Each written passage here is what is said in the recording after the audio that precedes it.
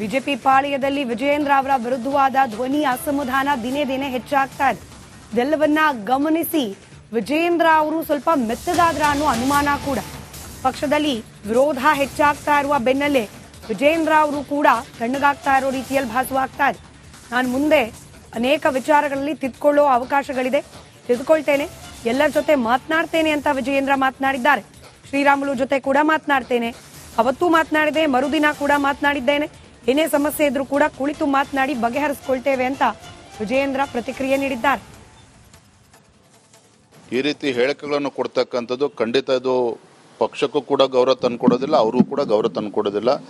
ಹಾಗಾಗಿ ಅವ್ರು ಏನು ವಿಜಯೇಂದ್ರ ಅವ್ರು ತಿದ್ಕೋಬೇಕು ಅಂತ ಹೇಳಿದ್ದಾರೆ, ನಾನು ಆ ಥರ ಏನು ತಿದ್ಕೋಬೇಕು ಅಂತ ಅವ್ರ ಅಪೇಕ್ಷೆ ಇದೆ, ಅವರೆಲ್ಲ ಬೇರೆ ಎಲ್ಲರೂ ಅಪೇಕ್ಷೆ ಇದೆ. ನನ್ನ ತಿದ್ಕೊಳ್ತಕ್ಕಂಥದ್ದು ನಾನು ಕೂಡ ಅದನ್ನು ಮಾಡ್ತೇನೆ. ಸುಧಾಕರ್ ಅವ್ರನ್ನು ಕೂಡ ಭೇಟಿ ಮಾಡ್ತೇನೆ, ಅವ್ರು ಯಾವ ರೀತಿ ನಾನು ತಿದ್ಕೋಬೇಕು ಅಂತೇಳಿ ಪಾಪ ಅವ್ರ ಅಪೇಕ್ಷೆ ಇದೆ, ಅದ್ರ ಪ್ರಕಾರ ನಾನು ಕೂಡ ತಿದ್ಕೊಳ್ತೇನೆ. ಮುಗೀತು, ಇನ್ಮೇಲೆ ಯುದ್ಧ ಅಷ್ಟೇ, ಆ ರೀತಿ ಮಾತನಾಡಬಾರ್ದು. ನಾನು ಹೇಳಿದ್ನಲ್ಲ, ನಾನೊಬ್ಬ ರಾಜ್ಯದ ಅಧ್ಯಕ್ಷ, ಇದೇನು ಮಂತ್ರಿ ಸ್ಥಾನ ಅಲ್ಲ. ನಾನು ಮನೆ ಮಾಟ ಬಿಟ್ಟು ಕೆಲಸ ಮಾಡ್ತಾ ಇದ್ದೇನೆ, ಪಕ್ಷ ಸಂಘಟನೆ ಮಾಡ್ತಾ ಇದ್ದೇನೆ. ಇದು ಪಕ್ಷ ಅವ್ರ ಸ್ವತ್ತು ಅಲ್ಲ, ನನ್ನ ಸ್ವತ್ತು ಅಲ್ಲ. ಲಕ್ಷಾಂತರ ಕಾರ್ಯಕರ್ತರು ಪಕ್ಷಕ್ಕೋಸ್ಕರ ದುಡಿತಾ ಇದ್ದಾರೆ. ಹಾಗಾಗಿ ಇದು ಪಕ್ಷ ನನ್ನ ಸ್ವತ್ತು, ನಾನು ಮುಂದೆ ಮುಖ್ಯಮಂತ್ರಿ ಆಗಬೇಕು, ಇದನ್ನು ಕಣ್ಮುಂದಿಟ್ಕೊಂಡು ಪಕ್ಷ ಸಂಘಟನೆ ಮಾಡ್ತಾ ಇಲ್ಲ. ಆ ರೀತಿ ಹಗುರವಾಗಿ ಮಾತನಾಡ್ತಕ್ಕಂಥದ್ದು ಅವ್ರಿಗೆ ಶೋಭೆ ತರೋದಿಲ್ಲ. ಖಂಡಿತ ಆ ರೀತಿ ಮಾತನಾಡಬಾರ್ದು ಅಂತೇಳಿ ತಮ್ಮ ಮೂಲಕ ಆಗ್ರಹ ಮಾಡ್ತಾ ಇಲ್ಲ, ವಿನಂತಿ ಮಾಡ್ತಾ ಇದ್ದೇನೆ. ಶ್ರೀರಾಮುಲು ಅವ್ರನ್ನ ಮಾತಾಡಿದ್ರ ಸರ್? ಮಾತಾಡಿದ್ದೀನಪ್ಪ. ಅವರು ಬಂದರು, ಯಾರನ್ನೂ ಭೇಟಿ ಆಗಲಿಲ್ಲ, ಹೋದ್ರು. ಅವ್ರ ನಡೆನೇ ಬಹಳ ನಿಗೂಢವಾಗಿದೆ. ಇಲ್ಲ, ನಾನು ಶ್ರೀರಾಮುಲು ಅವರು ಪಾಪ ಹಿರಿಯರಿದ್ದಾರೆ, ಸಚಿವರಾಗಿ ಅವರೇ ಆದಂಥ ಒಂದು ಕೆಲಸ ಮಾಡಿದ್ದಾರೆ. ಪಕ್ಷ ಸಂಘಟನೆ ಕೂಡ ಅವರೇ ಆದಂಥ ಒಂದು ಶಕ್ತಿನ ಕೊಟ್ಟಿದ್ದಾರೆ.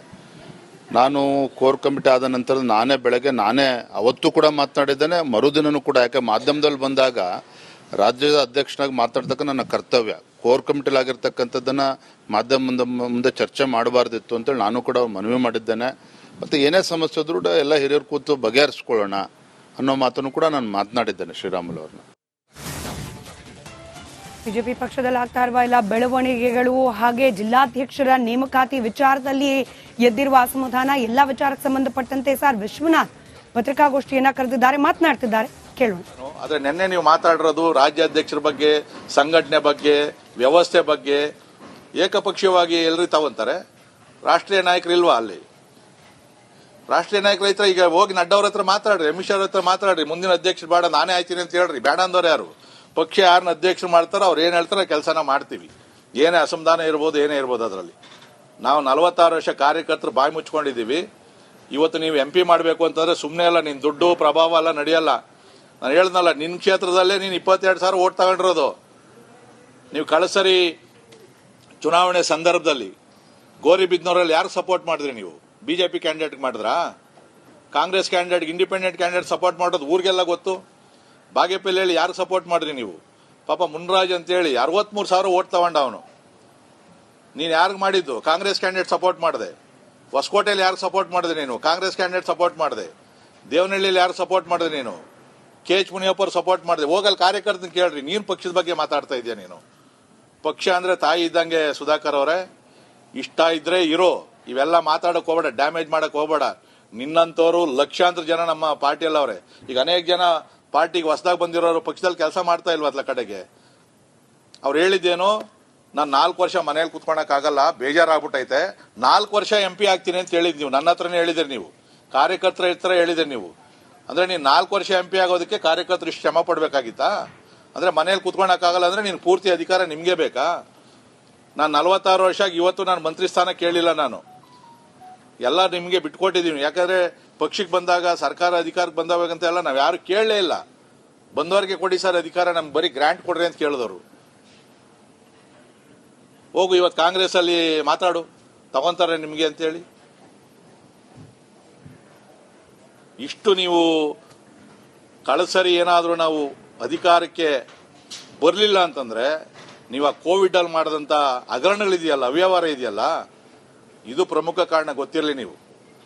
ಕೆಲವ ಮಂತ್ರಿಗಳು ಯಾರಿದ್ರಿ, ನಿಮ್ಮ ಒಂದು ದುರಾಂಕಾರದಿಂದ ಕಾರ್ಯಕರ್ತನ ದೂರ ಇಟ್ಟು, ಆ ಕಾರ್ಯಕರ್ತರಿಗೆ ಯಾವುದು ಬೋರ್ಡ್ ಮೆಂಬರ್ಗಳು ಮಾಡಕ್ಕೆ ಅಡ್ಡ ಹಾಕೊಂಡು ನೀವು ಪಕ್ಷವನ್ನು ಅಧಿಕಾರಕ್ಕೆ ಬರ್ದಂಗೆ ಮಾಡಿದಂಥವ್ರು ನೀವು ಇವತ್ತು ಪಕ್ಷದ ಬಗ್ಗೆ ಮಾತಾಡ್ತೀರಿ. ನೀವೇನಾಯ್ತು ಅಂತಂದ್ರೆ ರಾಜ್ಯದ ವರಿಷ್ಠರ ಹತ್ರ ಮಾತಾಡ್ರಿ, ರಾಷ್ಟ್ರೀಯ ನಾಯಕರ ಹತ್ರ ಮಾತಾಡ್ರಿ. ಮಾಧ್ಯಮದ ಮುಖಾಂತರ ನೀವು ಪ್ರಚಾರ ಮಾಡ್ಕೊಳಕ್ ಹೋದ್ರೆ ಅದು ನಡೆಯೋದಿಲ್ಲ. ಅದರಲ್ಲಿ ಇನ್ನು ರಾಜ್ಯ ಬಿಜೆಪಿ ಪಾಳ್ಯದಲ್ಲಿ ಒಬ್ಬರ ಮೇಲೆ ಒಬ್ಬರು ಆರೋಪ ಪ್ರತ್ಯಾರೋಪವನ್ನ ಮಾಡೋ ಸರಣಿ ಮುಂದುವರೆದಿದೆ. ನೆನೆಯಷ್ಟೇ ಮಾಜಿ ಸಚಿವ ಹಾಲಿ ಸಂಸದ ಡಾಕ್ಟರ್ ಕೆ ಸುಧಾಕರ್ ವಿಜಯೇಂದ್ರ ಅವರ ವಿರುದ್ಧವಾಗಿ ಅಸಮಾಧಾನವನ್ನ ತೋಡ್ಕೊಂಡಿದ್ರು. ಆದರೆ ಇದೀಗ ಸುಧಾಕರ್ ಅವರ ವಿರುದ್ಧವಾಗಿ ಮತ್ತೆ ಹರಿಹಾಯ್ದಿದ್ದಾರೆ ಮತ್ತೋರ್ವ ನಾಯಕ. ಚಿಕ್ಕಬಳ್ಳಾಪುರ ಕ್ಷೇತ್ರದಲ್ಲಿ ಸುಧಾಕರ್ ಅವರ ಸಾಧನೆಯನ್ನ ಹೀಯಾಳಿಸಿ ಮಾತನಾಡಿದ್ದಾರೆ. ಮಂತ್ರಿಯಾಗಿದ್ದಾಗ ಸುಧಾಕರ್ ಚಿಕ್ಕಬಳ್ಳಾಪುರ ಕ್ಷೇತ್ರದಲ್ಲಿ ಗೆಲ್ಲಿಲ್ಲ. ಈಗ ಸಂಸದರಾಗಿದ್ದಕ್ಕೆ ಚಿಕ್ಕಬಳ್ಳಾಪುರ ಬರೆದುಕೊಡುವ ಅಗತ್ಯ ಕೂಡ ಇಲ್ಲ. ಎಲ್ಲವೂ ಅರ್ಜೆಂಟ್ ಆಗಿ ಆಗಬೇಕು ಅನ್ಕೊಂಡಿದ್ರೆ ಅದಾಗೋದಿಲ್ಲ. ಪಕ್ಷದ ಚೌಕಟ್ಟಿನಲ್ಲಿ ಇರಬೇಕು ಸುಧಾಕರ್ ಅವರು ಅಂತ ಹೇಳಿ ಪ್ರೀತಂ ಗೌಡ ಹರಿಹಾಯ್ದಿದ್ದಾರೆ. ಅಧ್ಯಕ್ಷರ ಆಯ್ಕೆ ಪ್ರಕ್ರಿಯೆ ಯಾವ ರೀತಿ ನಡೆಯುತ್ತೆ ಅನ್ನೋದು ಬಹುಶಃ ಎಲ್ಲ ಭಾರತೀಯ ಜನತಾ ಪಾರ್ಟಿಯ ಕಾರ್ಯಕರ್ತರಿಗೆ ಗೊತ್ತಿರುವಂತ ವಿಚಾರ. ಹೊಸದಾಗಿ ಪಕ್ಷವನ್ನ ಕಳೆದ 4-5 ವರ್ಷದಲ್ಲಿ ಸೇರಿರುವಂತ ಕಾರ್ಯಕರ್ತರಿರ್ಬೋದು, ಮುಖಂಡರಿರ್ಬೋದು, ನಾಯಕರುಗಳಿರ್ಬೋದು, ಅವರಿಗೆ ಪ್ರಕ್ರಿಯೆ ಬಗ್ಗೆ ವಿಚಾರಗಳ ಕೊರತೆ ಇರುತ್ತೆ ಅಂತ ನಾನು ನಿನ್ನೆ ನೋಡಿದಂತ ಸಂದರ್ಭದಲ್ಲಿ ಭಾವಿಸಿದ್ದೀನಿ. ಸುಧಾಕರ್ ಅವರ ಮಾತುಗಳನ್ನ ಸೂಕ್ಷ್ಮವಾಗಿ ಗಮನಿಸಿ ರಾಜ್ಯದ ಪ್ರಮುಖರು ಅವರಿಗೆ ಕರೆದಿ ಮಾತನಾಡುವಂತ ಅವಶ್ಯಕತೆ ಇದೆ ಅಂತ ನನಗನ್ಸಿದೆ. ಕಾರಣ ಇವತ್ತಿಗೆ ಒಂದು 5 ವರ್ಷ ಆಗಿದೆ ಭಾರತೀಯ ಜನತಾ ಪಾರ್ಟಿಗೆ ಸೇರಿ. ಒಬ್ರು ಶಾಸಕರಾಗಿದ್ದಂಥವ್ರು ಭಾರತೀಯ ಜನತಾ ಪಾರ್ಟಿಯ ಸರ್ಕಾರ ಬರಬೇಕು, ಯಡಿಯೂರಪ್ಪ ಅವರ ನಾಯಕತ್ವವನ್ನು ಒಪ್ಪಿ ಭಾಜಪ ಸೇರಿದ್ದಾರೆ ಅಂತ ಹೇಳಿ ಅವ್ರನ್ನ ಬಹಳ ಮುಖ್ಯವಾಗಿ ಭಾರತೀಯ ಜನತಾ ಪಾರ್ಟಿಗೆ ಸ್ವಾಗತವನ್ನ ಮಾಡಿದ್ವಿ. ಬಂದು 5 ವರ್ಷದಲ್ಲಿ ಅವರಿಗೆ ಒಂದು ನ್ಯಾಷನಲ್ ಪಾರ್ಟಿಯಾಗಿ 3 ಬಿಫಾರ್ಮ್ ಅನ್ನ ಭಾರತೀಯ ಜನತಾ ಪಾರ್ಟಿ ಕೊಟ್ಟಿದೆ. ಶಾಸಕರಾಗಿ ಪುನರಾಯ್ಕೆಯಾಗಿ 4 ವರ್ಷ ಮಂತ್ರಿಗಳು ಮಾಡಿದೆ. ಅದಾದ ನಂತರ ಮತ್ತೊಮ್ಮೆ ಬಿಫಾರ್ಮ್ ಕೊಟ್ಟು ಚುನಾವಣೆಯಲ್ಲಿ ಸೋಲಂದ್ಕೊಂಡ್ರು. ನಂತರ ಅವ್ರಿಗೆ ಮತ್ತೆ ಪಕ್ಷ ಕೈ ಹಿಡಿದು MP ಸೀಟ್ ಅನ್ನು ಕೊಟ್ಟಿದೆ. ಅಂದ್ರೆ 5 ವರ್ಷದಲ್ಲಿ 3 ಬಿಫಾರ್ಮ್ 4 ವರ್ಷ ಮಂತ್ರಿಗಿರಿ ಕೊಟ್ಟಿದೆ. ಭಾರತೀಯ ಜನತಾ ಪಾರ್ಟಿಯಲ್ಲಿ ಯಾವುದು GPS ಸಿಸ್ಟಮ್ ಇಲ್ಲ. MP ಆದ ತಕ್ಷಣ ಇಡೀ ಜಿಲ್ಲೆ ಸುಧಾಕರ್ ಅವರು ಬರ್ಕೊಡ್ಬೇಕು ಅನ್ನೋ ಸಿಸ್ಟಮ್ ಇಲ್ಲ.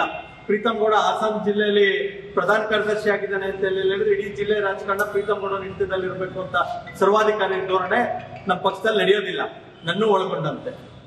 ಹಾಗಾಗಿ ಸುಧಾಕರ್ ಅವರು ಪಾರ್ಟಿ ಸಿಸ್ಟಮ್ ಅನ್ನ ಅರ್ಥ ಮಾಡ್ಕೋಬೇಕು. ಇದು ಕಾರ್ಪೊರೇಟ್ ಸಿಸ್ಟಮ್ ಅಲ್ಲ, ಇದು party system, cadre based party. ಇದು ಅವ್ರಿಗೆ ಮಾಹಿತಿ ಕೊರತೆ ಇದೆ ಮತ್ತು ಬಹಳ ಎಲ್ಲ ಗೊತ್ತಿದೆ ಅಂತ ಹೇಳಿ ಭಾವಿಸಿ ದೊಡ್ಡ ಮಾತನ್ನ ಆಡಬಾರ್ದು ಮಾಧ್ಯಮದ ಮುಂದೆ.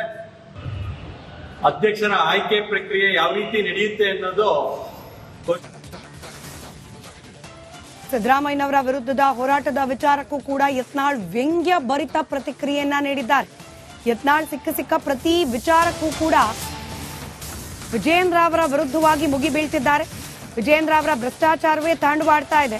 ಸಿದ್ದರಾಮಯ್ಯ ನಾಳೆ ರಾಜೀನಾಮೆ ಕೊಡಬೇಕು ಅಂತಾರೆ. ಮೊದಲು ನಿಮ್ಮದು ನೋಡ್ಕೊಳ್ಳಿ, ಮೊದಲು ಹೋರಾಟ ಮಾಡಿ ಅಂತ ಹೇಳಿ ವಿಜಯೇಂದ್ರ ವಿರುದ್ಧ ಮತ್ತೆ ಕುಟುಕಿದ್ದಾರೆ ಶಾಸಕ ಯತ್ನಾಳ್.